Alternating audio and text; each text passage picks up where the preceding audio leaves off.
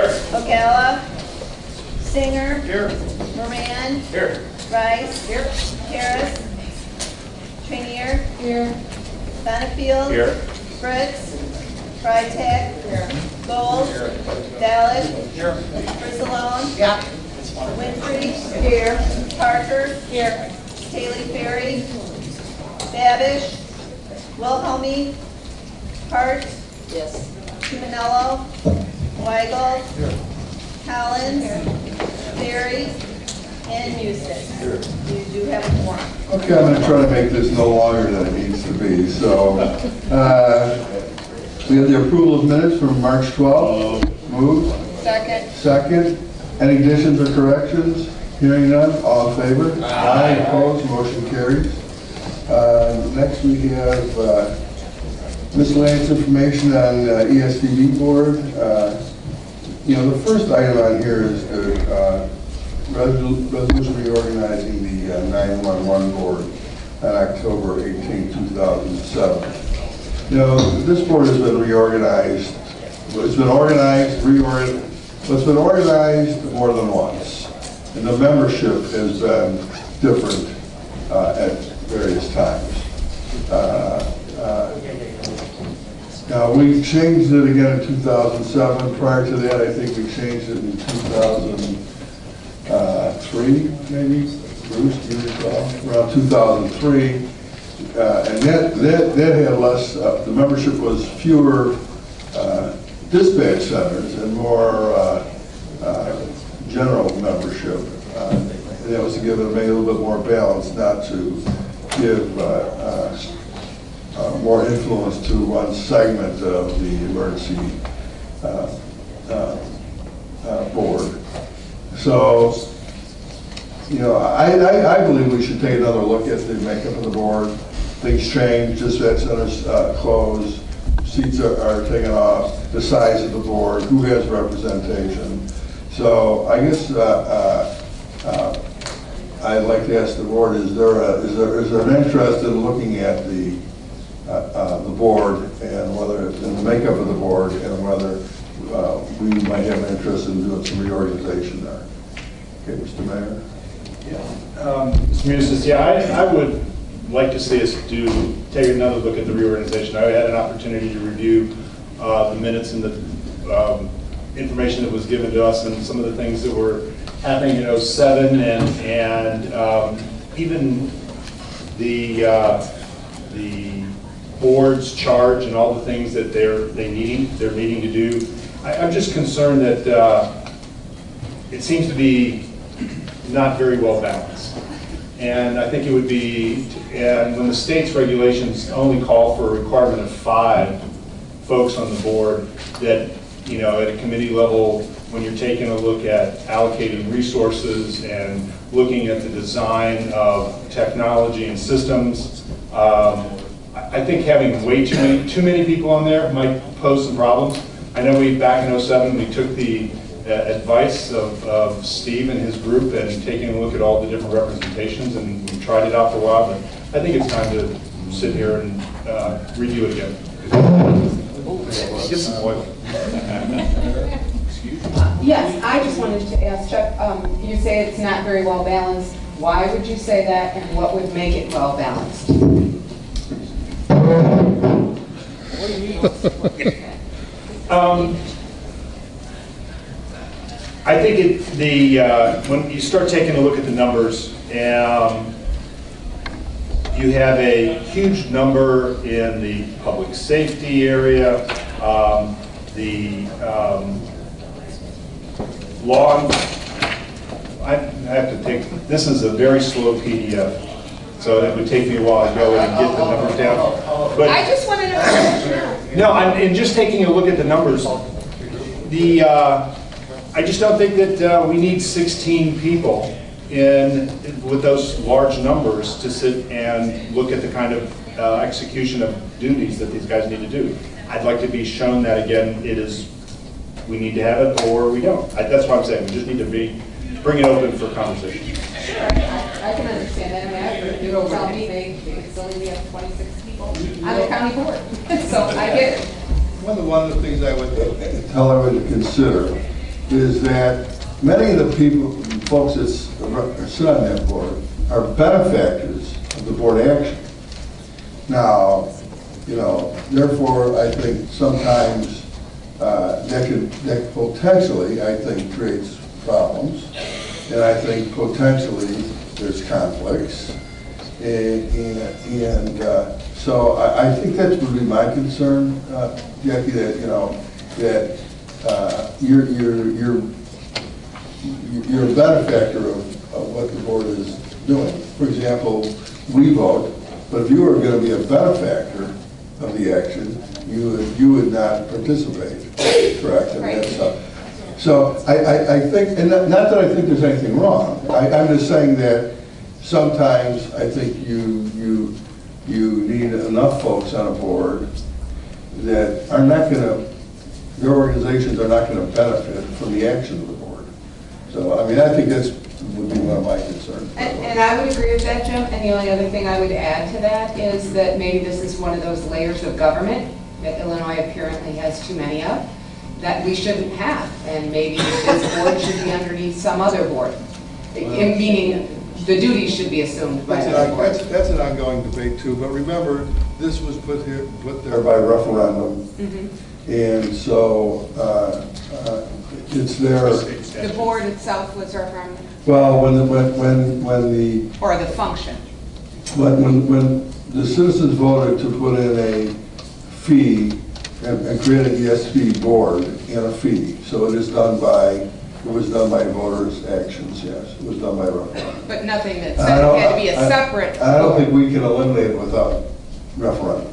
Nor do I think we're looking to eliminate it, but. Well, but I'm just there's telling you. nothing that said it had to be a totally separate constituted board. Am I I think- correct, or am I wrong? No, it says that they will have their own board, Mary. Okay. Yeah, no, the All state right, that's what I'm trying to statute, find out. the state Yeah. statute, once the referendum is passed imposing the fee, requires the separate board. Okay, yeah, I just want to make sure that we're clear, or I'm clear. Thank you.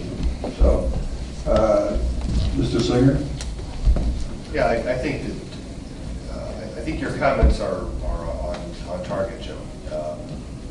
Especially when we have a situation where a strong percentage of those that are members of the board are to be in a position where they're also benefactors of those decisions. So I think it makes good sense for us to take a hard look at least at other possibilities or ways to refigure and reposition the board who serves on it. Mr. Bella? I agree with what Chuck said, and Corey, and you. You know, what I have a problem with, though, is when you have a entity that doesn't have a check and balance, and they're able to do whatever they want, like a highway commission. You know, and that's not a good way to have a government operate, where they can just at random do what they want. So I think that we need to look at it for other reasons, so that we have more oversight, so that we can look at what they're doing. And I'm not trying to micromanage them or anything like that, but at the same time, we should be able to say, hey, wait a minute, you're not doing what's best for our people. I think it also should be part of the discussion, is just how independent is this board? And whether they have to, for example, I'm going to use procurement, which I'm not so sure, whether, we require, when this board passes a procurement ordinance, many segments of this county are required to follow those procurement. And whether a board of this nature can act independently and say, no, we don't have to adopt the county's policy on procurement. We don't have to have your purchasing policy. We'll have our own, whatever that may be, stricter, leaner, whatever. But I think that this is part of the debate on many of these commissions these days, and how independent should they be. And if they're appointed by a board, such as a county board, whether there should be, whether that means there is some oversight, at least in some policy matters. And, I'm not so sure. I've talked to Mary, and I'm not going to drag Mary up here today, because I do want to keep this probably a little short, but I do think we need to talk about some of those. Tom? I think there are checks and balances. Their budget comes to the county and the county approves it. If we don't like their budget, we can change their budget. No, we cannot. No, we can't. No, wait. They get a dedicated revenue stream that comes through the county. We can't hold that money up, I don't believe. We can't divert it for another use. Mary, do you agree with that? I think that Mr. Mustis is correct. They do have a dedicated stream, and the board has the sole discretion to decide how that money is spent. So I don't... The ESV board has a sole discretion. Correct. That is Yes. correct. So there is not the check and balance. And the check and balance, I think, sometimes is having a board that's properly organized, they kind of check and balance themselves. So it sounds like there's an interest in looking at it. I think we'll go forward. Maybe we'll have another,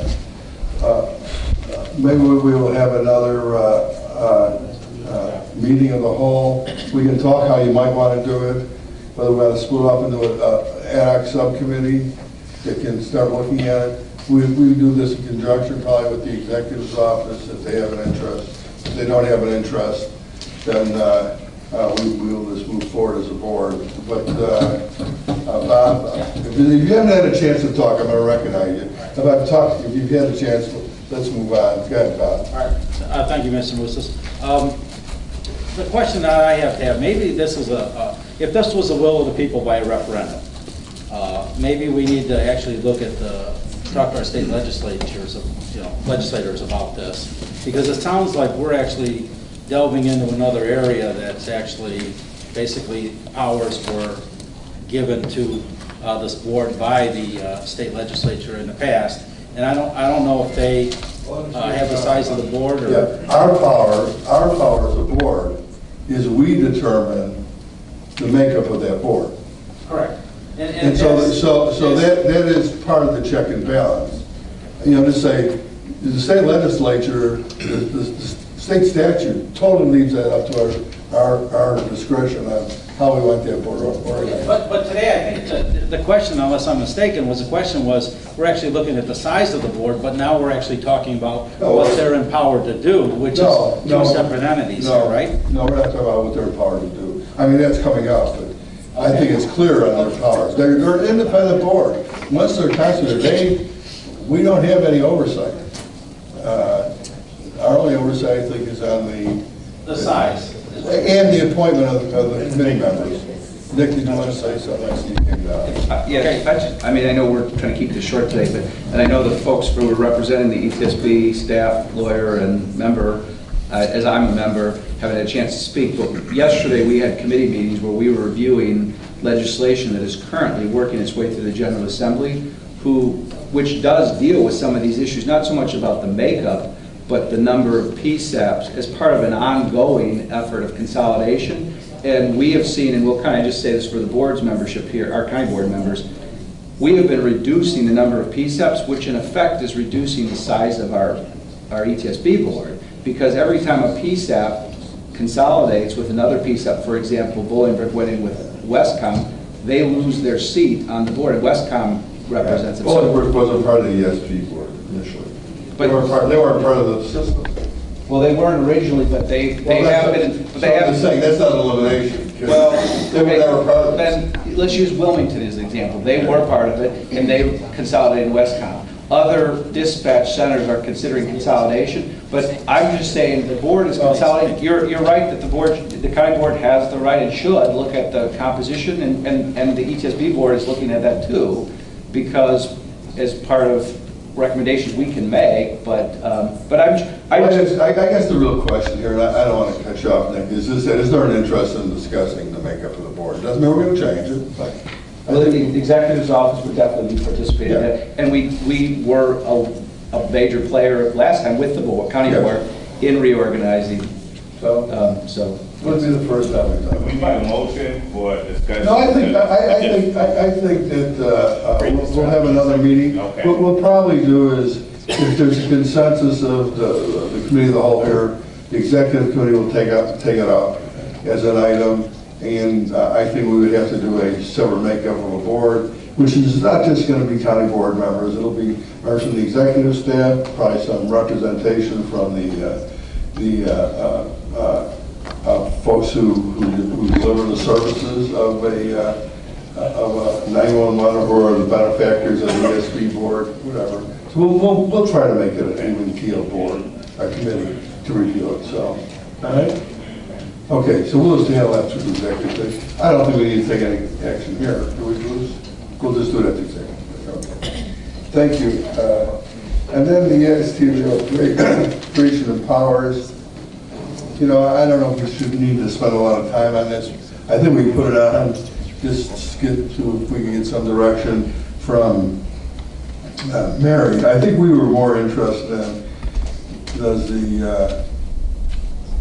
the board have any authority over the ESP board? I think the answer is probably no. Yeah, Mary, just if you want to make any comment. basically in the actual organization of the board, you do have some power to dictate their duties, although there are some that are statutorily mandated. So you can give them additional duties. You can set the number and the manner in which it's organized. And you can set the fee, that's the surcharge. Yeah. So that's pretty much the limitation of your powers. All right, thank you, Mary. Any questions on that? Okay, then,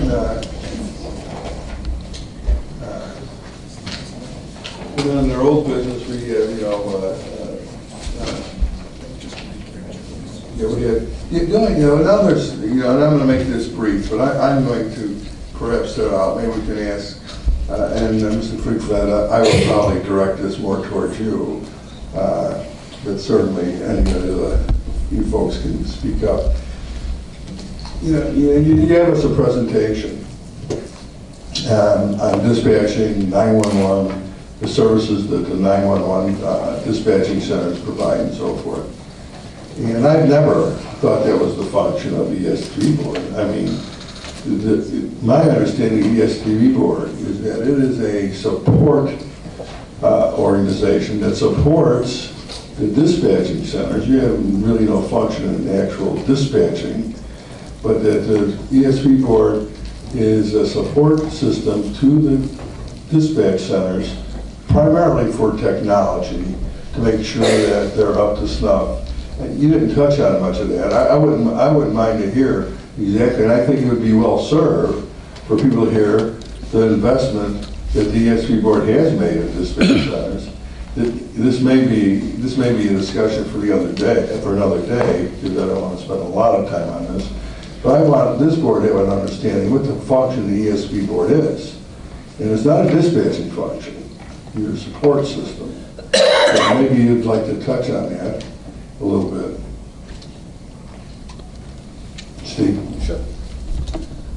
Thank you for asking us back. Just to remind that I'm Steve Figved. I'm the Chief Administrator for Will County's 911 system. John Kelly is our legal counsel. Steve Rauter is our Vice Chair, who represents Westcom's PSAP in Plainfield. And Julie Ponce-Doyle, our Chair, is at Joliet. And as you can imagine with the weather, and she's quite busy this morning, so she can't be here. Briefly, really quickly, because I know our time is limited, last time we gave you a packet of information that talked about an overview of the entire 911 system.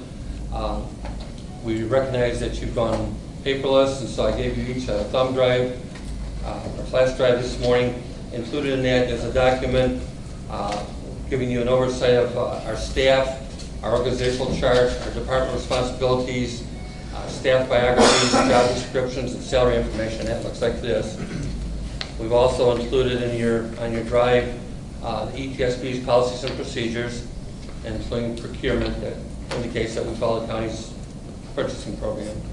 I gave you a copy of the most recent 911 Services Advisory Report to the General Assembly from April 1st, which talks about the changes that are going to be made on a statewide basis with pending legislation.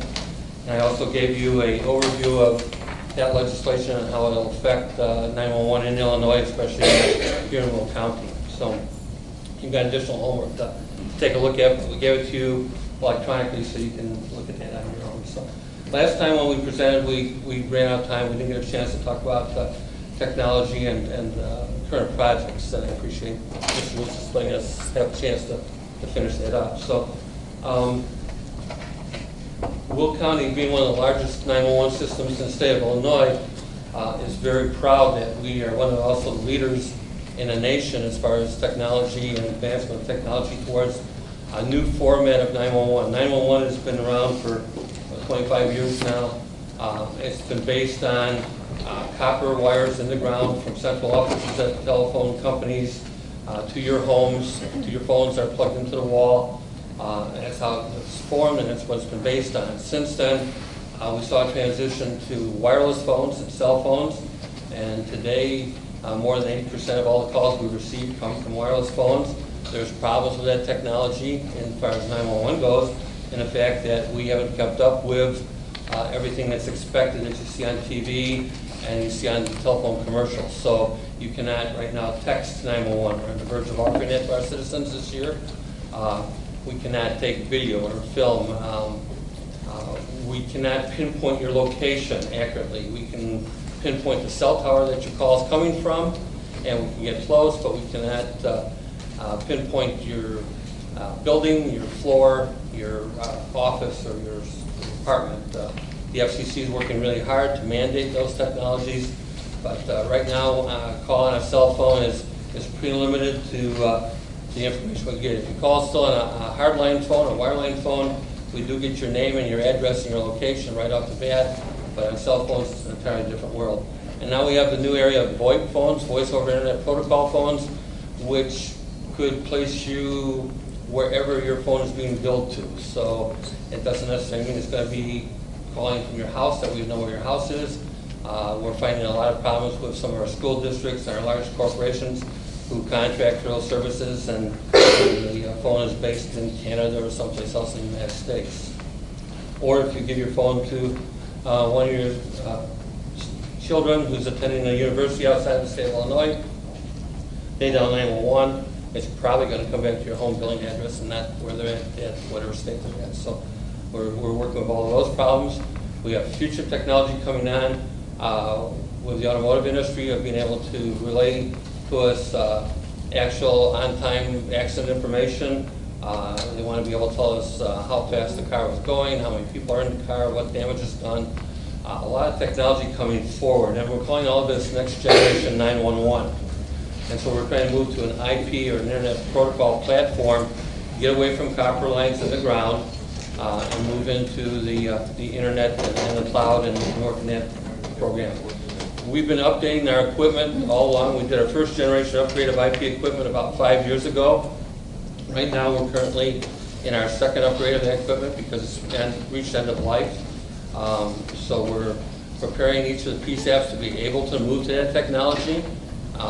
We've, besides the copper lines in the ground, we've added the microwave system for 911 for data sharing. We've also recently completed fiber connectivity to the PSAP. So essentially, we're just about ready to go to NG911. Our problem is the connection to our telephone company, which is AT&T, and at this point in time, they're not ready to do that. We've just had the first group of counties in Illinois go with IP internet service to their counties, and that's now in southern Illinois. There's 17 or so counties that have become the first in Illinois to group together to provide that service.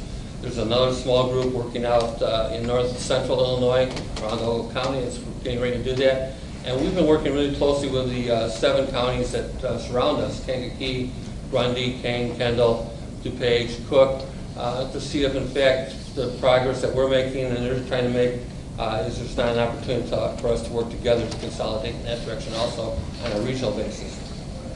So we've got a lot of changes coming ahead. Like I said, we're preparing right now to do text to 911. We're testing it at the PSAP. We hope to launch that in April. We're just going to work, first of all, with partnership with our hard of hearing committee. That's our most important participant for texting purposes, and then we'll work with the rest of the county and get that released out to them. Part of our upgrade is that in the last 4 years, the servers that we use from Hewlett-Packard were built like Sherman tanks. They're absolutely non-stoppable. In fact, they're called non-stop servers. Those also reached the end of life and aren't any longer supported by HP for maintenance, for parts, or for service. and our CAD system from Motorola also reached end of life. They were going to a Microsoft-based platform. And so with all these changes that had to be done, ETSB looked and made decisions to move forward with a new CAD system. So our computer-assisted dispatch is our CAD. Included in that platform is mobility to the fire and police agencies for laptop computers in their units, and records, which supports all of our agencies with the actual factual information of creating a record from the time of the incident through the process of either storing the records or into the court system. And we've been working with the CGIS group to make sure that we're compatible there. So we've had a lot of activity the last 3 years, a lot of movement forward. Not all of it's been as positive as we wanted it to be, but it's gotten much better. We fortunately have very good business partners, and they've been aware of our problems, our situations. They've given us an awful lot of resources. And at this point, most of the problems we saw in November have been rectified and are coming to a closure with our CAD system. And our issues are few and minimal and identifiable quickly and resolved. So that's our technology basically in an overview. All right, thanks, Steve. Is there any questions, these folks? Okay. If not, thanks for, oh, I'm sorry, Tom. I've got a question primarily for Westcom. We're considering building a new building for our sheriff's department, and you have a tornado-proof building in Plainfield. I wondered if you had room for the sheriff's dispatch center, if we decide maybe we could move them there rather than build them a building. Does your building have capacity for more dispatching?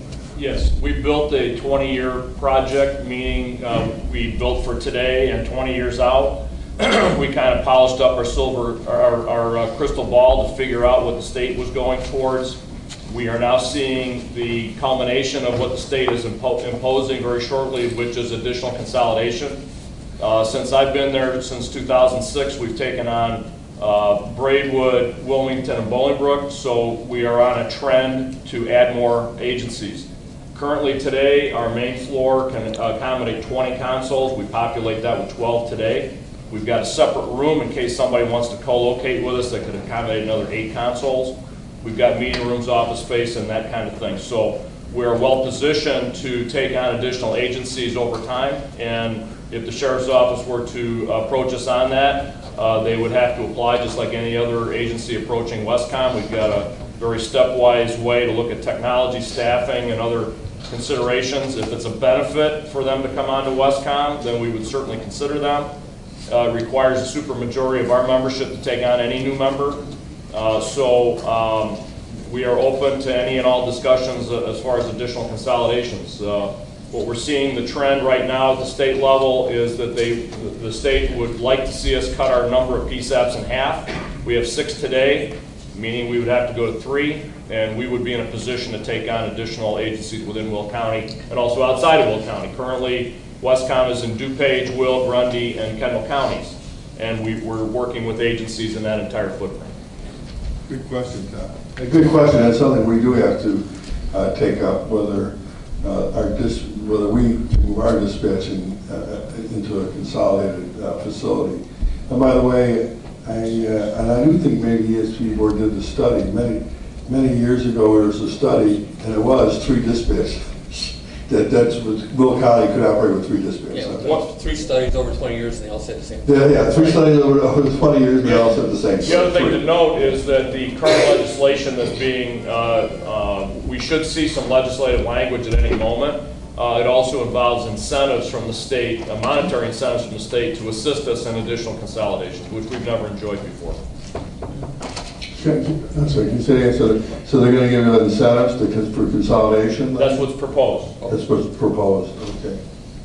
Is that proposed, some proposed legislation, or is it just? Yes, the 911 Services Advisory Board has been meeting over the last couple months. The culmination of that is in the packet. It's an overview, it's a PowerPoint. The title of it is Changes in 911. That should be on everybody's thumb drive, and I think it was distributed previously. That report was to go to the state legislature April 1st, which they did make that deadline to go to the state legislature. So that report is a summary of the main report that went to all state legislators.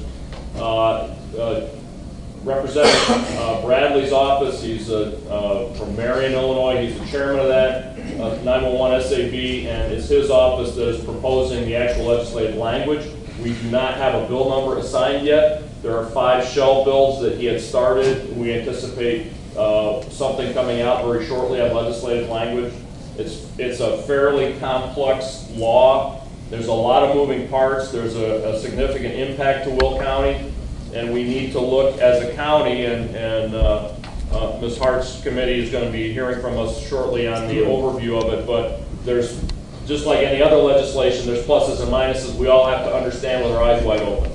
So we'll be passing that along so we can see it. So you're gonna keep in touch with, Suzanne. Okay, great. All right. Is there any other questions anyone has? Okay, well, fellas, thanks again for coming down. And I think that's all we have on the agenda today. And I will entertain is there any comments by the public? Any comments? No, we do, okay. Come on down, state your name and your address.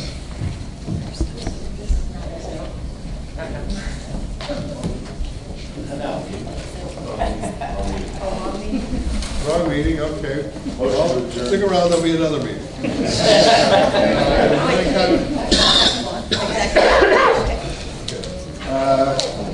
Okay.